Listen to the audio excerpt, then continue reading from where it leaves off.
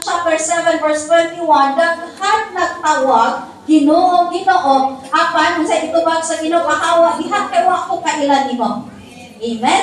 Daghan karon mangutana ka karon diri, nga mangutana ka sa tibuok nasod about Jesus. Daghan yung mga yes, nakailang ko kang Jesus. But sad to say, ingon pa sa pulong sa Ginoo, daghan nagila, daghan nagtawag, gani ang kung imo pa nabasahon nga verse diha, ingon pa, yumayon sila nga Lord, nang hingilin man ng mga yawa, pinaagi sa imong ngalan, nagapropesiya man kami, so kung imong lantawon mga Kristohanon po na sila. Amen. Nangalagad po na sila. Makayungan nga nangalagad, nagasimba po na sila. Pero nga naman, nga nakaingon man at Ginoo, kahawa diha, mga mamumuhat o dautan, wa ko kailan nimo.